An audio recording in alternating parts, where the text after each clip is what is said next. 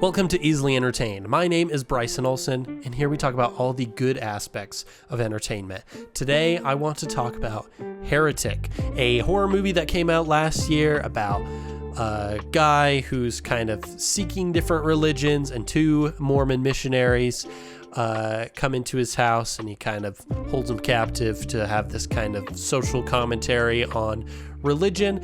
And this movie, I do feel like, is very misunderstood, both by people of religion and of those not. And I really want to talk about that, and we'll get to that later in the video. But first, let's just dive in. Good afternoon. Mr. Reed, are you interested in learning more about the Church of Jesus Christ? Yeah. Okay, so first, let's talk about how awesome the movie is, not just regarding the commentary on religion and stuff. Just the movie in general, super interesting. It's two LDS sister missionaries who get into this guy's house. His name's Mr. Reed, who seems to be seeking truth regarding religion. Kind of a great topic to go about, to kind of have a seeker of truth, of wanting to know what is the one true religion. That's what he preaches a lot throughout this movie, is what is the one true religion. And I feel like that's a journey that a lot of people go on as they go through life, whether you were raised religious or you weren't, and you're being converted, or what. You know, I'm not religious. I'm an agnostic atheist. I do not believe that there is a God or anything. I'm open to the idea, but as I haven't been proven anything otherwise, like for me, does not appeal to me to believe in any one faith. Anyways, doesn't matter what I believe. If you believe something different, that's okay. Okay, I'm an ex-Mormon, so like at one point I did believe things, and now I don't. Okay, you don't have to believe a certain way to, get on the themes of this video, and we're going to talk about that a little bit more as well later. But this movie, fantastic, has some very interesting story and commentary around religion and just blind faith in general. So not just regarding religion, we'll talk about that too, but we have some amazing performances by Hugh Grant and Sophie Thatcher and Chloe East. They just do all great jobs. And what's kind of interesting that I found out about Sophie Thatcher and Chloe East, who play the sister missionaries, they are actually both former members of the Mormon LDS Church. So that's kind of cool. Anyways, their performance is amazing. I feel like there is like real fear almost on them when they realize the situation that they're in. Hugh Grant is very charismatic as his character and very convincing. He seems very smart and like he's done a lot of his research, and you can tell that the writers knew how to create this character to really make him seem smart and that he knows what he's talking about to kind of help push his point further later in the movie. And I feel like it's supported a lot by the editing and the cinematography. He is very much filmed usually at lower angles, either eye level or lower, to really give this sense of almost power, like not for the entire movie. Later in the movie, that is kind of the case, but the power mostly comes from like his intelligence. His commentary that he's talking about with these missionaries is like using the camera angle to be low kind of gives that power of intelligence, and it kind of helps support that, you feel like you really are understanding this character. That he's supposed to be the bad guy, but he's making some very interesting points. And I also like that the editing supports this as well. It helps to build the tension along with the cinematography and the sound and music and everything. And also like that helps drive certain things as well. I feel like with the sound especially, you get some good cuts on the sound. You have editing that really hones in the characters learning about this guy. Like more near the beginning, they find out that this guy, his wife's not really there. She's not really baking pie in the background. It's a candle that he tricked them with. Once again, it's to kind of go on the idea of don't just believe things that you're told. We'll talk about that in a bit. But the editing is done in a way to like really hammer that in for these characters. The candle is turned away, so you're focusing on the candle that's kind of like smoldering a little bit. You're on Sophie Thatcher's character, who's like, things seem a little bit off, and then turns the candle around, and then you cut back to the candle, and then you cut back to her reaction, and then you cut to him, and it just ramps up the tension over and over again with the combined editing, cinematography, sound, music, everything. I think it does really well on driving the themes of everything going, and I think this goes throughout the entire movie. You know, I think that's a good base for a horror movie. You got to nail the cinematography, you got to nail the story, nail the performances, the music, the editing, everything. I think you got to do it all really well. And I do feel like this movie does that great. And I think that's always the best beginning, you know, is you have a good movie in the works. How do you push it further? I think you push it further through the story. And usually a really good story that makes you think is something that provides some kind of commentary. Do you believe in God because somebody told you at an impressionable age that God is real, despite having doubts as you got older, despite... So the first commentary that I really like is his point on believing what you are told. He asks them a question straight up from the beginning. Like, it's not the first question, but it's in their like first kind of conversation, is like, how do you know something is true? Like, has it been proven to you, or are you just believing it because someone told you you should believe it? That is a very interesting question, and it doesn't just apply to religion, but really any kind of belief or faith around something.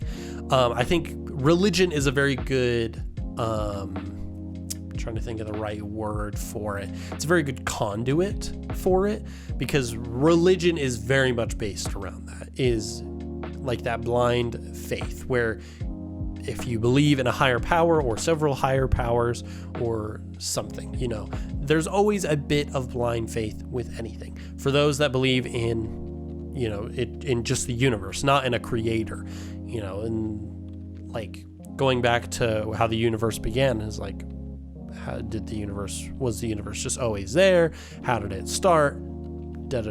People kind of think that, and there's usually like the God question, oh, he is and always was, like when you talk about the creator of God, because the creator of us implies that there's a creator of the creator. There's a whole rabbit hole that you can go down to, and usually the argument for both sides is that it was just always there. And I'm not saying that's a bad argument, but it is kind of illogical, where you can't really push it forward, where you're like, well, it just is. And that, I feel like for religion and non alike, it is just something, it's a placeholder. We don't know. That is always what I try to say, is we don't know. And you cannot know for sure that a faith is true or not. And that goes for anything, even beyond religion. You know, I can't really be like, a really good example that I'm going to also talk about later is like government. Okay, a lot of people put blind faith in government, and I don't think that's necessarily a good thing. Okay, you have to be pushing your government to do the things that you want them to do. Just having a specific government and being like, oh, they're just going to do everything that I'm hoping for, as with one political candidate right now. Not even candidate, you know, the president of the United States. He has a huge following that just blindly follow him. And I'm not saying that there are people on the left that people just blindly follow. I do think that's the case. However, this man is blindly followed by a huge demographic. But why? Okay, I'm not saying he is incapable of doing decent things. I don't like saying that, because I think he's important, but also, you know, that has to come into question. Okay, are you blindly following something, or do you question it? And I think that's what this movie is more about. People talk about, oh, it's against religion, oh, it's pro-atheist, or vice versa. See, it's actually good for religion and against atheists. I don't think either are bad, okay? Obviously, I'm biased to one side, but neither is bad. I don't think people are wrong for believing in a religion. I think that's actually really good for a lot of people. To me, it doesn't work. In my mind, I can't get past it. However, I think it's good for people. However, either side, this movie is saying to question. Don't just follow something because it doesn't hurt your belief of higher power or otherwise to question something. Ask why. There has to be more than just because. You know, like with religion. Some people are like, oh, it's just because God says so. Why? Okay, and like some people argue, oh, we can't claim to know the reasoning behind a higher mind. And I get that to a certain point, but the way our human minds work is we have to have some reasoning for something. What is the reason that God would say so? That is what this movie is bringing into question. You have to ask questions. It's not pro one side or the other. It's pro questioning. Okay, you have to ask, wonder, seek out answers. Like, his character is evil. Hugh Grant's character, Mr. Reed, he's not a great person, okay? But he has good points. He searches through different religions trying to find the right answer. You know, what is right, what is wrong? What do these ones have in common that have also progressed to other religions? Other things like that, okay? That is like a good thing. It is good to question and to seek around for the answers, because you're never going to find the answer in one place. And maybe it's not just one. It's a idea of questioning. Okay, it is not wrong to answer questions. And think about this like when you were going to school. Was it wrong to ask a question? No. Are there some questions that seem kind of obvious? Yes, but it doesn't fit that way for everybody. It's not obvious to everybody. So it's good to ask questions so that you can know the answer for yourself. You have to investigate. We are curious creatures, and we're not the only curious creature. There are all kinds of animals on this planet that are curious. That is a thing of life, and you should question something. We want to know the reason behind something. Shouldn't just believe what you're told. And that is one aspect of the commentary in this that I just love. It's amazing. Well, that is a personal challenge that I've struggled with for a very, very long time. You know, what is the one true religion? So now I want to talk about the other side of the commentary that this movie kind of talks about. Mr. Reed, Hugh Grant's character, he talks about the one true religion. That's what his whole search has been for. What is the one religion and one concept that encapsulates everything? He talks about like the creation of the Mormon church and like their idea of modern revelation. He talks about like Judaism or Islam. There's a whole big area that he talks about with this kind of stuff. But what of all of them is right? And he determines that only control is the one true religion, which is interesting. He uses like an example from, because he's talking with missionaries, he talks about the Mormon church a lot. So that's kind of like my examples that I will be using, and that's one that I'm also most familiar with. But he talks about like the creation of it from Joseph Smith, and then their idea of revelation to take up multiple wives. He has this Mr. Reed's character is like, well, what if Joseph Smith didn't speak with God and he was just taking it for his personal gain? And whether you believe that or not, that can bring up interesting questions. They have interesting answers as well. They're like, well, in the very establishing moments of the church, They wanted to grow the community really fast, so having multiple wives kind of helped to do that. So they would have babies and the communities would grow, while they were also trying to convert others. I don't necessarily agree with that logic. However, it's a very understandable answer. Or they talk about why is certain denominations of the monotheistic religions, why are some of them more popular? They all have varying levels of connection to it. I believe it's the Torah is the newest one for Islam. You have the Holy Bible or the Book of Mormon, which are kind of like coinciding. And then you also have, is it the Hebrew Bible? I don't remember exactly. Is it the Quran? The Quran is the newest one. I think that's what it was. The Torah is the old one. That was my bad. I'm so sorry. But they all have varying levels of interconnectivity, where some ideas from one also carry over to the others. But he talks about that and he's like, why is the Bible version, like Christianity, the most popular? And then they bring up ideas that are like, well, obviously, the oldest one, Judaism. You forget about the Holocaust, which was a big part of why, that one's not as big anymore. And then they talk about the different ideas from the other religions, like even older religions, like Egyptian mythology or Greek mythology, that kind of stuff. And they all have similar themes. And he brings up the idea, what if all of these had one idea? Control. You're trying to control the people by using these stories and giving yourself leaders like pharaohs or prophets or whatever or the Pope or whoever that is connected to these gods that provides all the power and stuff. And that's kind of how things go about. And they question that as well. And I think that's interesting, because I do think in some cases that could be correct. However, I don't think it's always the case, no matter the religion.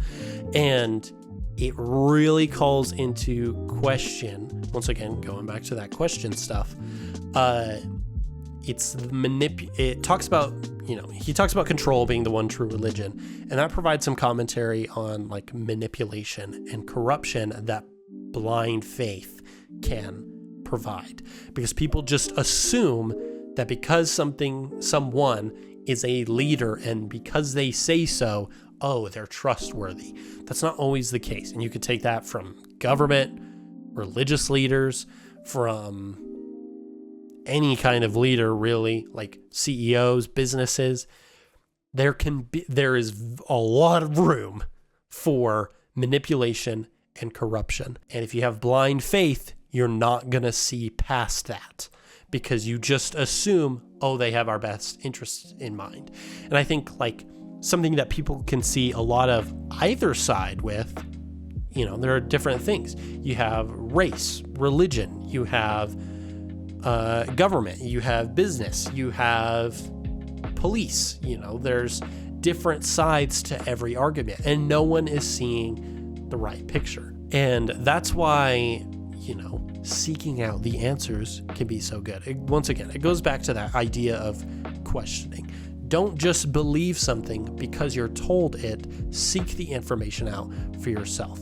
At some point, faith is all you can go on, and that's okay. I don't know every answer to the universe. I just have faith that science does me right most of the time. And I will try to look for several answers. And the same thing goes with religion. It also goes with politics.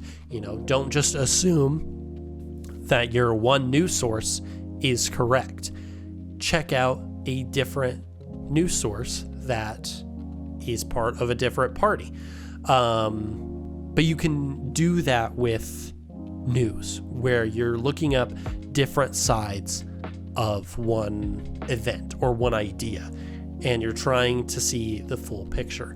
It just is good to have an overall picture. And I think that's what this movie tries to tell, is with its very interesting story, it tries to tell these commentaries as well of, don't just have blind faith in something, question it.